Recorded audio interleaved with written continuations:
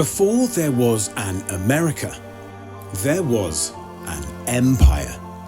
A lion roaring for strength, a unicorn shining for purity. Together, they stood atop the old State House in Boston, guardians of a world where order came from above, across an ocean. But an empire stretches thin when it sends away its children. Between 1700 and 1776, 500,000 left Britain. Nearly 1 in 10. They boarded ships, not knowing what they'd find. England's customs, Scotland's songs, Ireland's prayers, carried across dark waters to a continent no crown could ever truly tame.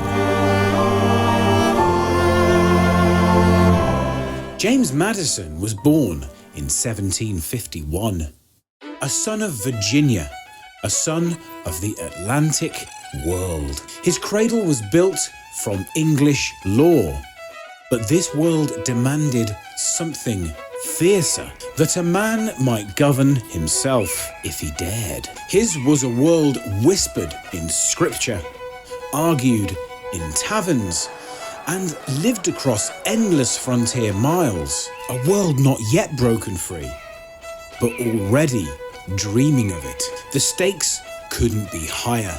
The world Madison would one day shape was fragile. There was no way for Madison to know at this point that his dream would be realized.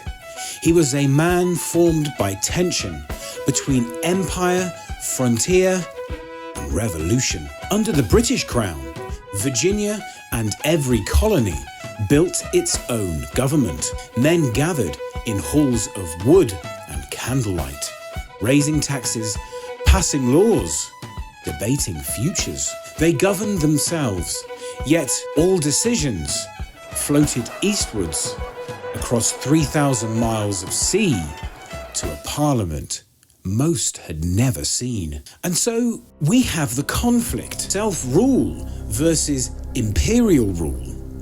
Both existed in every decision. Madison and his fellow colonials were accustomed to a degree of freedom, but always had a leash around their necks. Therefore, revolution wasn't born of oppression alone.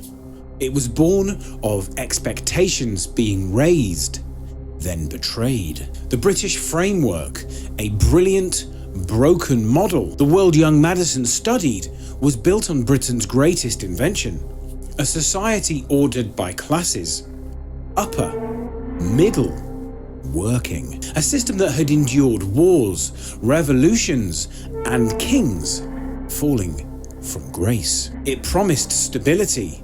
It demanded obedience. It left little room for ambition beyond the station of your birth. The British system was strong, but rigid. Not only did it have limits, but it was riddled with injustices. It had endured for centuries, but Madison wanted something better. He saw the flaws. America, he thought, would free herself of them. The British Crown ruled the colonies, but the British mind quietly trained revolutionaries. Young men like James Madison were steeped in classical texts and Enlightenment thought. The very philosophies that taught them to question kings, to weigh authority against reason, and to dream of governments built not by inheritance, but by consent. And herein lies the greatest irony of ironies. The empire unintentionally creates its own undoing by educating its colonies too well. Madison, a product of the British education system, begins to elevate from background character to a young thinker who absorbs the past but sees through it. So far then, we have the conflicted state Madison and every would-be American lived in, the tension between obedience and freedom. When viewed from this perspective, it makes later rebellion not just inevitable, but earned. It would be wrong to cartoonishly deem Britain as bad, given the irony of how Britain itself planted the very seeds of its undoing. James Madison was busy building the ideas for the Republic long before it became one. By the mid-1700s, Virginia governed itself, but only almost. Elected assemblies set taxes, debated laws, even steered local economies, but every decision sailed eastwards to a king and parliament most colonists would never lay eyes on. They lived an uneasy truth. They could govern their own homes, but not their own destinies. Britain had built a masterpiece of order, a society where every man, every woman, every servant knew their place. From the polished halls of the gentry, to the crowded stalls of the merchants, to the fields where labourers bowed beneath the sun. It worked. It endured. But it left ambition to rot in the hearts of those born into lower stations. It left young minds, like Madison, to wonder, could there be a better way? The British Empire ruled America's borders, but the empire's own legacy, its love of ancient wisdom, its fascination with liberty, its worship of reason, was already at work, training the young minds to question their masters. James Madison's education taught him the great irony of kings. The more power demands obedience, the more it invites resistance. While George Washington earned the nation's freedom on the battlefield, James Madison understood the battle that would come next.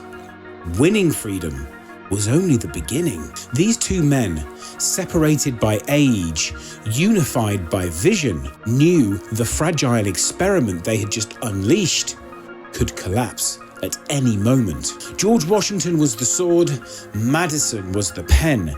He was ready to pen a nation into existence. James Madison looked backwards to move forwards. From the dust of Athens, from the fall of Rome, he learned three truths: that republics thrive on civic virtue, that power left unchecked decays into corruption, and that no nation could rest forever on the perfect virtue of its citizens. Ancient republics demanded heroes.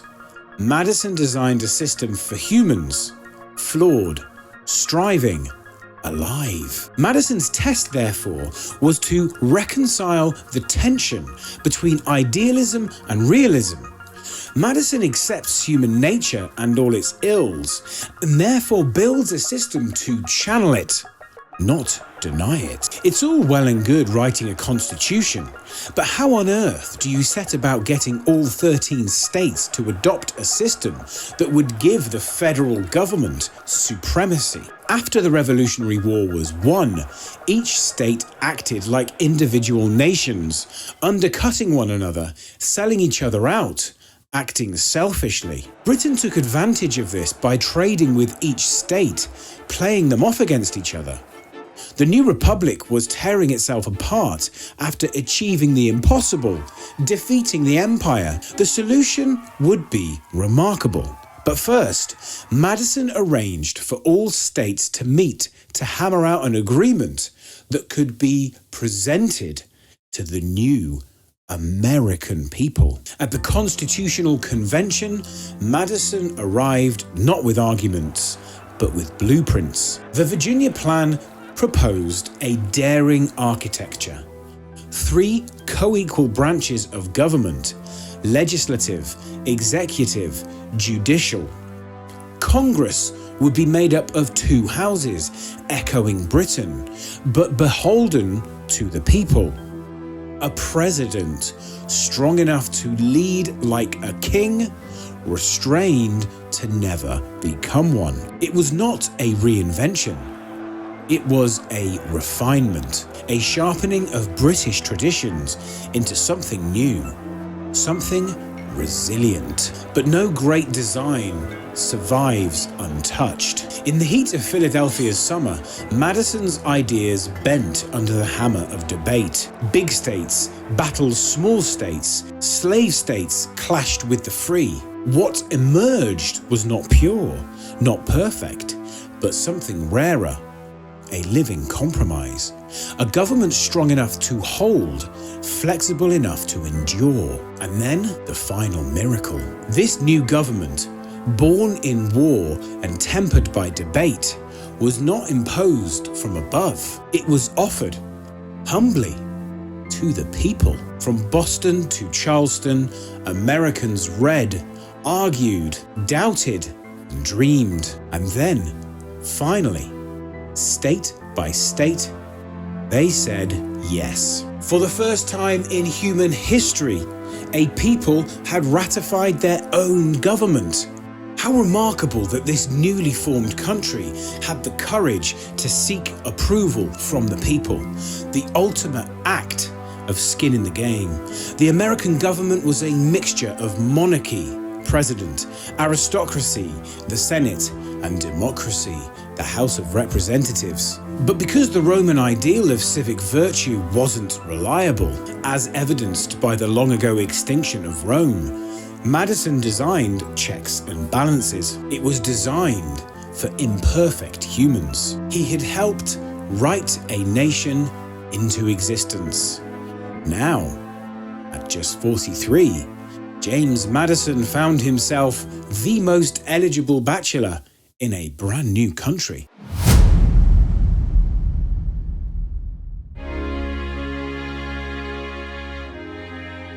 But he wasn't looking for a first lady.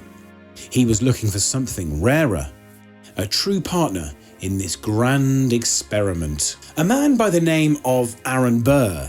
Yes, that Aaron Burr would introduce them. But why that Aaron Burr? Just ask Alexander Hamilton. And so, here we have the most important introduction in America. Enter Dolly Payne Todd. Widowed, young, wise beyond her years, Dolly was everything Madison was not.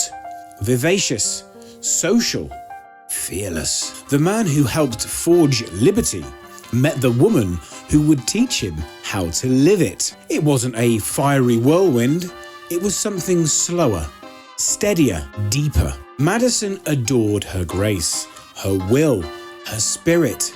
Dolly loved his mind, his kindness, his unwavering devotion. In a world still finding its footing, together they found something solid. James Madison built the bones of a government. Dolly gave it a soul. Together they would face storms, political, personal, and national, but they would do it side by side. In a nation that had invented a new kind of freedom, they invented a new kind of partnership. Dolly was a truly wonderful presence in James's life. She was fashionable, charismatic, beloved by everyone, but she had innate political instinct. She understood people where Madison understood ideas. She would later become critical in smoothing over fierce political rivalries during Madison's presidency and was also incredibly brave, but more on that later. Their wedding was simple, no huge spectacle, indicative of the man. It was a slow build love, based on deep mutual admiration. Dolly called Madison the Great Little Madison. Affectionately, he was 5'4". Take a moment, dear viewer, to revel in the joy, companionship, rest and hope of the Madisons. Because like all great stories, an almighty twist of the most epic consequences is about to flip their world upside down. The revolution had been won, but peace was proving harder than war. Across the Atlantic, France had fallen into chaos. Mobs in the streets, heads on pikes. Could it happen here, in Madison's America? In the new United States, fear spread faster than facts. take a moment to consider what America was and how it came into existence. It was a revolutionary state. Most revolutionary states crumble. It came into existence through its own courage and valor, yes, but with significant help from the French. The French were tearing themselves apart. The sheer fear in both the government and the people as they read daily reports of heads being sliced by guillotines was palpable. Second president after George Washington, John Adams, a brilliant, proud, temperamental man, faced an impossible choice. In the face of whispers of rebellion, he chose security over liberty. 4 new laws, the Alien and Sedition Acts, to some, necessary protections, to others, a betrayal of everything America stood for. And it was the 4th act that cracked the foundation. The Sedition Act made it a crime punishable by prison to criticize the government. Free speech, the very lifeblood of a republic, was suddenly illegal. The baby republic, threatened by its own leaders,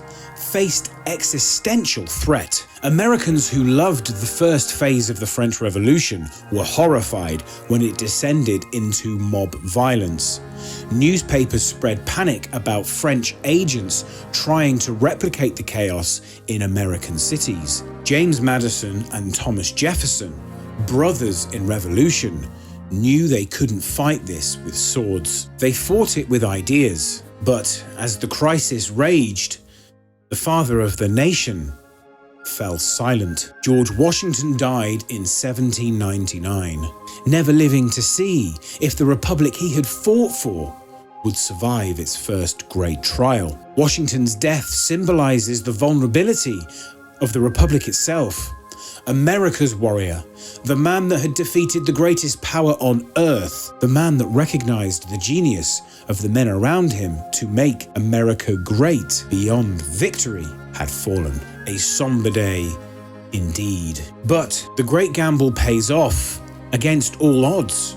With the world waiting for chaos, the Republic held. In 1800, Thomas Jefferson became America's 3rd president, without a single musket fired, without a single bayonet raised. It was a miracle, a peaceful transfer of power in a world that had only ever known blood. In the heart of Jefferson's presidency, James Madison, loyal friend, brilliant architect of the Republic, became the natural heir. In 1808, he was elected president. But this victory would bring no peace, only new storms. Britain, still the world's superpower, had never really fully accepted America's independence. British ships seized American sailors, claiming them as their own. Western settlers whispered of British agents stirring Native American resistance. Madison,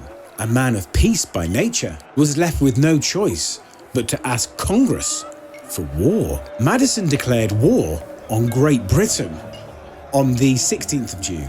No, it wasn't on the 16th of June. Madison declared war on Great Britain on the 18th of June, 1812. What ensued was not exactly a story of great valor on either side, and Britain, still the undisputed military champion of the world, advanced towards the city of Washington, D.C., to wreak havoc. Strategically, it was of no significance whatsoever. Symbolically, it was a dagger to the heart of a nation. Dolly's Day of Terror. As British troops descended on the White House, its occupants, including President Madison and his wife and First Lady Dolly Madison, were forced to flee. Dolly was the last to leave. And here we have a letter written by Dolly to her sister, explaining the events of that day. Our kind friend Mr. Carroll has come to hasten my departure. I am accordingly ready. Dear sister, the enemy come into the city. I have ordered the portrait of Washington to be taken down and secured. Save it from desecration. The British entered the White House, finding a feast laid out for a president who had fled. They toasted each other with Madison's wine. Then, in a final insult, they set fire to the city itself. The firestorm proved nothing, except that even superpowers can stumble into pettiness. Britain remained the titan of the world, but it realized that the United States was here to stay. In time, two former enemies would find themselves unlikely friends. Madison did indeed make America great, but he wasn't alone. In the next video, we look at the utterly remarkable story of Alexander Hamilton. If Madison gave us the architecture, then it was Alexander Hamilton who lit the furnace. Born in scandal on a forgotten Caribbean island, his mother imprisoned for desertion, his father a disgraced drifter, Hamilton clawed his way into history. His first job? Commerce. Not theory, not ideology, real work.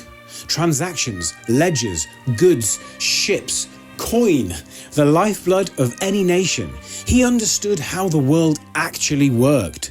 By the time he was a teenager, his mother was dead beside him.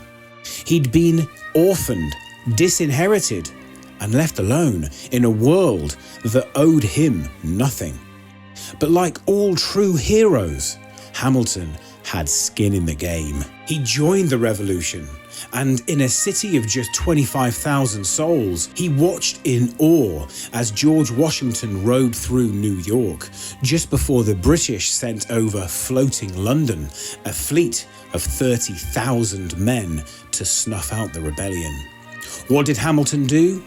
He got close to Washington, dangerously close. He became his pen, his voice, his fire. When Hamilton wrote, it was as if Washington spoke. That's how much trust he earned. He didn't just help with the war, he helped imagine the American economy from the ground up. And then, in the tragic fashion of all great men who burn too hot, he died by duel. This wasn't just a founding father. This was a man who founded his own myth.